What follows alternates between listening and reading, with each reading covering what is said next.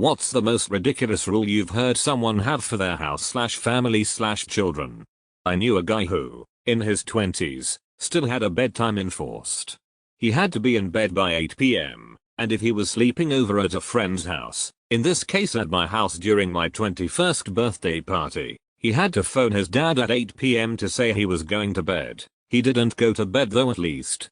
I knew a lot of people with parents on this level of insanity, and honestly most of them were very normal but also professionals at covering their tracks and experts in the field of lying. Strict parents create sneaky children. My friend had a 9 p.m. bedtime that was thoroughly enforced by her mom's creepy boyfriend. I stayed over once, not knowing about this. We had to be in bed, lights out by 9 or else. He sat outside the bedroom to make sure we didn't even talk to each other. I wasn't used to going to bed so early at 16, so after about 45 minutes I got up to pee and he interrogated me on what I was doing and told me I had 3 minutes to be back in bed, or else. So I never slept over again, but once she came to my house and this dude drove by at 9:05 p.m. and saw my bedroom light was on. Yes, he made her point out my bedroom window so he could check. Then he called my house and demanded my mom tell him why we weren't in bed. She lied and told him we were sleeping in the basement and she was cleaning my room. Then told him he better F off pronto or she'd be calling the police on him for scoping out her kid's bedroom window. Wasn't necessarily a rule, but I had a good friend whose mom had locks installed on all the kitchen cabinets to prevent her only child from eating when he wasn't supposed to. When he got old enough to earn money, she took 50% of whatever he made. His senior year in high school, when he turned 18, he came home from school and found all his belongings out in the driveway. Happy birthday, child. My mom and dad let him live with us till he could financially get on his feet. We were never allowed to ask for anything while visiting, even a glass of water. My grandmother prohibited my father, uncle and aunt from accepting food and drinks while visiting, so they had to refuse and would get beaten up if they accepted anything once they got home. It didn't matter if they were visiting family, they were just not allowed. To this day, I still don't understand why. My wife didn't have a door on her bedroom until she was a teenager because you shouldn't have to hide anything from your parents. Her mom also would get really upset if she closed her bedroom door at night when she went to sleep. All of the siblings would sleep with doors open. It was a big adjustment for her at first when we got together to sleep with the bedroom door closed. You shouldn't hide anything from your parents, and that's how you learn to hide everything from your parents. My ex-father-in-law had a rule that once he sat down for a meal, only his wife and grown children could get him anything he needed from the kitchen. He would not stand up. That was me. I was the runner. Some days it was several trips to the kitchen. This thread saddens me because a lot are relatable. Me too. It's like I can check things off. Not allowed to get anything to eat, use the phone without asking, or watch TV. No one was allowed to read the newspaper until my father was done with it, even when he was doing other things in the meantime. When I needed braces, I was told if I wanted them I'd need to pay for them myself. When my mother got a cordless phone as a present, we had to sit still with it beside the dock because the cordlessness was her present, not ours. Wouldn't teach us to drive. They wouldn't kick me out directly, just made my life even more hellish until I left. I could go on and on, but I'm too depressed. My friend's parents ran a tab for him and his brother. They added up how much they spent on food, clothes, sports, etc. and told the two boys that's how much they would have to pay them back. I remember once we got yelled at for eating his dad's snacks and he added it to the tab. When they graduated, the parents cleared the tab for their graduation gift. So basically they got nothing other than a reminder of how much they cost. I have a friend whose dad had one paper towel specifically used for eating bagels. You cannot reheat or eat your bagel on anything other than the bagel towel. No plates or bowls were allowed to be used for bagels. You got your turn with the bagel paper towel or you waited till it was free. Just a piece of paper towel that was reused over and over? Maybe it's like cast iron and they were infusing that towel with bagel, why goodness. My wife once had a friend over for a sleepover when she was little. Suddenly, their mum showed up to take them home. Apparently, the friend had seen beer in the fridge and called her mum crying because of it. They were not allowed to look at, talk about, think about, and especially drink beer. Scared her so much that she called her mum to come get her. That is a foolproof way to create a future alcoholic as a teen. As soon as they become rebellious, the first thing they do is grab a beer. My kid had a friend over recently, high school, and we offered him a snack. He said maybe, is that allowed? Then he mentioned getting an honor test, so we said, then you deserve an extra special after school snack. We offered several options like cereal, goldfish crackers, etc.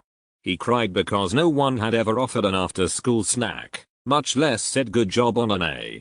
So sad. Whenever I had friends over as a kid, my mom would say something like, we'll probably forget to offer you anything, but please help yourself to anything in the fridge or pantry if you get hungry. She would still offer though if she was making something for herself later or it was lunchtime. I didn't think much of it at the time. Honestly, I thought it seemed a little overboard sometimes. But now I know she did that because you never really know what someone's situation is at home. Maybe they struggle to afford enough food. Maybe there's abuse or neglect going on. Kids in those situations may have also been taught not to ask or accept things from other people, or might have shame or guilt around it. She wanted to make sure that if anyone was hungry in our house that they got fed and knew they didn't have to feel bad about it. When I was a kid, I spent a lot of time at my best friend's house. Her mom wouldn't let us drink more than one glass of water in the afternoon because she thought it would dilute the nutrients in our body. Instead, she gave us 7-Up if we were thirsty. I ended up secretly drinking water out of the bathroom faucet every time I used the bathroom when I was thirsty at her house.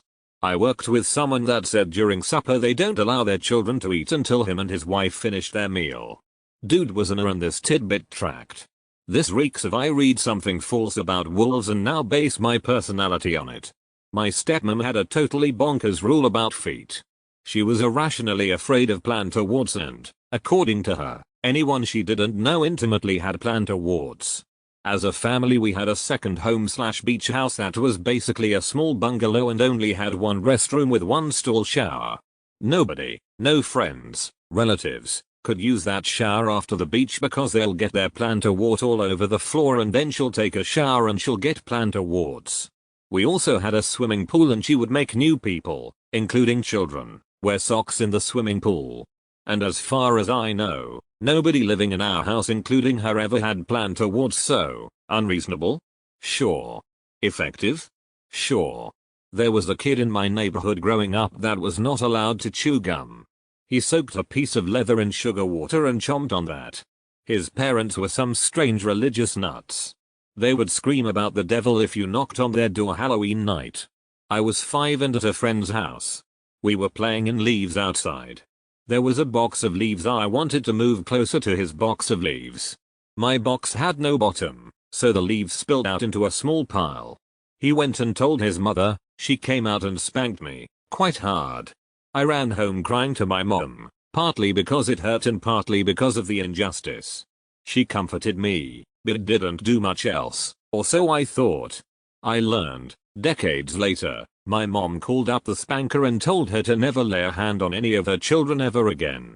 I was at a friend's house when I was 8 and his dad smacked me because I didn't want to eat a bowl of cereal the dog had aggressively started lapping up. My dad, who was also his co-worker, put me in the truck, drove down to my friend's house and beat the brakes off my buddy's dad on his own front lawn.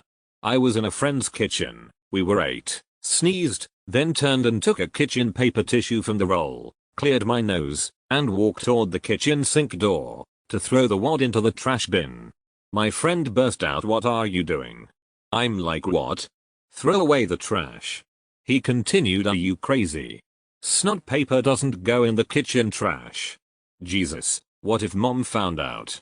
I'd already thrown it, but he fished it out of the bin and flushed it in the toilet in under 10 seconds. I already knew his mom was a nasty old battle axe, but I had no idea how deep her will manifested itself in that sick house. When we were 13, a friend of mine was kicked out of the house by his parents for a week because he stacked things wrong in the freezer, and some bread got squished. He spent the week staying at different friends' houses each night until his parents let him come back home. Edit. Holy moly, this got a lot of action. For those wondering what kind of parents my friend had, the mom was super religious and tended to be pretty strict, but tried, unsuccessfully, to hide it when any of our group were at their house. The stepdad wasn't allowed to have much input when it came to any punishments because he wasn't the bio dad. My friend and his sister were always punished pretty much immediately by the mom, and stepdad would just kinda disappear. Regardless of the error made, the punishments would build until she would snap and say something like, "Get out of my house, I don't want to see your face." She was definitely verbally and emotionally abusive, but I never saw signs of physical abuse. There were multiple occurrences of me or other friends going to spend the night and being sent back home shortly after because she was in a bad mood and my friend didn't have his room clean enough for her liking. i.e. a plate and fork on the dresser from breakfast. Or a couple clothing items on the floor. My father-in-law forbade my wife, and tried to forbid my 2 children, from driving once they passed their driving test. His wisdom was put that piece of paper, driving license, in a drawer for 5 years to reduce the amount of insurance they would pay. Spoken like he was passing down the knowledge of the ancients. Effing idiot. Had a friend who was very much into computer gaming in the late 90s/early 2000s. Voodoo video cards were very much in vogue, but his parents forbade him from using the term voodoo, even in reference to the card. They suggested that he instead call it the V card. The hilarity of the situation was lost on them. In high school we had a teacher who would use a game called Stump the Teacher as a way to get the class to learn the material. We would ask him the toughest questions we could find from the chapter and if we won we would get an extra credit point or something. This sounds like a fun way to get students interested in the material, however he mostly used it as a way to brag about how well he knew the material and if we ever got too close to beating him he would start making excuses about why our questions were dumb and he didn't have to answer that and he would just win every time. He also bullied students. I'm still bitter. That guests have to pay for their stay, they invited me for dinner, then calculated how many minutes I was over, charged for my portion of food, drink, electricity and water usage. Yes, they counted toilet flushing and timed me on hand washing. I could never do this to anyone. When I was a kid, my friend's mom was a little nuts. She had a sitting room with a couch and a love seat that nobody was ever allowed to sit on. You had to walk through it to get to the rest of the house and it led to the kitchen and then the living room. If you sat on the furniture in the sitting room she'd throw a fit. I always felt like it was such a waste to have such a nice room and never use it. It would have been a perfect study room or reading room. She also had other crazy rules, like punishing my friend when his little sister did anything wrong. As if he was responsible for her actions and looking out for her. I went to visit a college roommate's family, and everyone had to go to bed at 8 p.m. because that was the youngest daughter's bedtime. The kid was 8 or 9 years old. I laughed because I thought they were joking, but the kid threw a tantrum that I wasn't going to bed. They weren't kidding. I did, obviously, but WTF. The next day the parents told me it would be best if I just head on back to college a day early. Yeah, no kidding, bye. My roommate thought I was the a-hole. I laughed at her too. Extreme politeness. One of my friend's mom had very strict rules about politeness. I once went to this friend's house as a kid, and she offered me something to drink. I said yes please and thank you once she gave me the drink. The next day at school she told me her mom was upset and wasn't sure if I was allowed to come back. According to her, the mom, I should have said yes, thank you, for offering me this drink, and the thank you again after getting the drink. Both yes please and yes thank you are correct in my language. In the end I was allowed to go back, but that's such a weird reason to be mad at a kid. We also weren't allowed to call something ugly, or say that something tastes or smells bad. Instead we had to say I don't like how it looks/smells/tastes. Small edit to clarify that part, we weren't allowed to use these phrases at all when she was watching us, ever. You accidentally ate some food that went bad? It's not gross, you just don't like it. My best friend growing up had to walk around her house on her tippy toes because her parents couldn't stand hearing her footsteps. In college I worked on a project with a girl who had to call her mother every time she relocated on campus. Like, when she left a location and then again when she arrived at the next location. So when she moved from the cafeteria to the library, or when we took a break to go get a coffee and when we left to go back to our dorms. When class started, when she left class, had to call her mom. I avoided her for the rest of college. A friend's mom had gone to Woodstock and never quite recovered. Her magazine said that processed food was bad, so she wouldn't let my friend use the food processor they got for Christmas. I swear I'm not making that up. Close bracket. Having once heard using the microwave described as nuking the food, no one was allowed into the kitchen while the microwave was running. You had to set the timer, hit start, then run to the living room until it beeped. She read that more people died of lightning strikes than bee stings. I don't know if that's actually true. She read all sorts of bulls, so who knows. She knew lots of beekeepers, and a couple of them died from bee stings, so she inferred that death from lightning was somewhat common. When a thunderstorm was blowing in, and in southwest Missouri, that was all the damn time. She made everyone sit in the middle of the living room. It wasn't enough to be indoors. You had to be many feet away from any closed window. My buddy practically lived at my house. The kids had to call farts fluffs. Okay, who's the fluffer? Probably not what they really wanted to ask. My parents had a neighbor 2 doors down from them that made their kids leave the inside of their house by 8 AM in the summer, and they were not allowed back inside until it was bedtime. Around lunch and dinner time the mom would put food out on a table in the front yard for them to eat. In the winter months after they got home from school they stayed outside till it got dark. Just a very odd family all the way around. Didn't surprise anyone when the oldest daughter got pregnant at 15 and moved away. My parents will swear up and down that none of these actually happened, but they didn't let us watch Rugrats because the way they talk about adults is vile. Picked me up from a sleepover at 1 AM and spanked me in front of my friends because they found a picture of Britney Spears hidden under my bunk bed, which led to the only Christian radio station's rule. Grounded me for a month for one episode of Ren and Stimpy, which led to the no Nickelodeon ever house rule. Power Rangers was obviously straight from Satan, so that was out. I brought home some homework about evolution in 7th grade and my dad burned it and took the ashes to my science teacher. This was when the only God-approved science house rules started. The don't make a single noise after 8 PM, including the microwave beeping, ever, and tiptoe so you don't get interrogated rule, was unspoken but very well understood. Forced me to wear Jesus shirts to middle school with all my skater friends, which got me bullied for years, which led to the very obvious follow-up rule: if you are told it isn't happening, then it can't possibly be happening. List goes on. Religious folks are effing weird. My great uncle only allowed 1 bowl, 1 plate, 1 spoon, 1 fork, 1 knife, 1 cup, and 1 light bulb in his house. He was married with 3 kids. He ate first, then the wife, then the kids by age. When he went to another room, the light bulb followed. Pickle time. My aunt was getting her degree in early childhood education development and went overboard with scheduling my cousin's life to the nth degree. When I would visit I wasn't allowed to go into the fridge for a pickle unless it's pickle time. Right, but isn't pickle time? We were preteens.